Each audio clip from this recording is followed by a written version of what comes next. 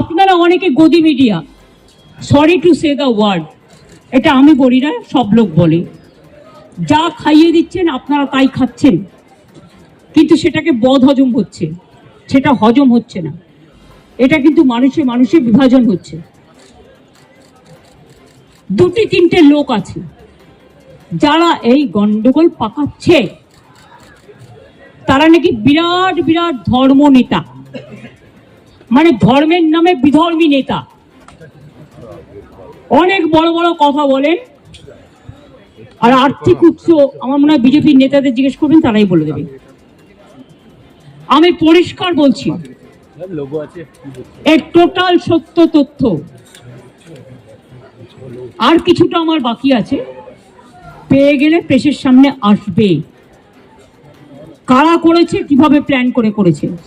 আমি নিজে হিন্দু নই, আমি নিজেও তো হিন্দু পরিবারের মেম্বার, তো আমি কেন হিন্দু মুসলমান করব? কিন্তু আমি যখন চেয়ারে থাকি বা কোনো রাজনীতি করি বা কোনো সংগঠনে থাকি, আমার কাছে হিন্দু মুসলমান শিখ খ্রিস্টান জৈন ঈসাই পারসিক সবাই সমান।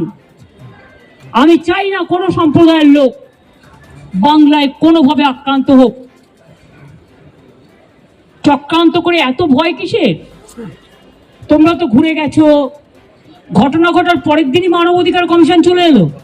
কই মণিপুরে তো যায়নি, 2 বছর ধরে গন্ডগোল হয়েছে। ইউপিতে তো যায়নি, রাজস্থানে তো যায়নি, উড়িষ্যায় তো যায়নি, বিহারে তো যায়নি, দিল্লিতে দাঙ্গায় এত লোক মারা গেছে, একবারও তো যায়নি। হঠাৎ কি হলো?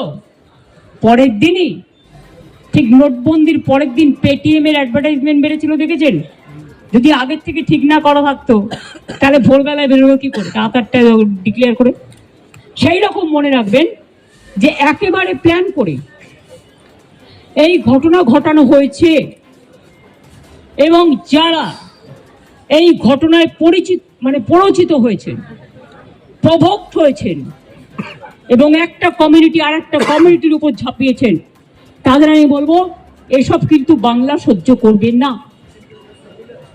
আমি কারো বিরুদ্ধে নই, কিন্তু আমি দাঙ্গার বিরুদ্ধে, আমি চক্রান্তের বিরুদ্ধে, আমি ষড়যন্ত্রের বিরুদ্ধে। মমতা ব্যানার্জি মাকারি বাড়ি স্কাই ওয়াক করলে তখন কোয়েশ্চেন হয় না? মমতা ব্যানার্জি দক্ষিণেশ্বর মন্দিরে স্কাই ওয়াক করলে তখন কোয়েশ্চেন হয় না?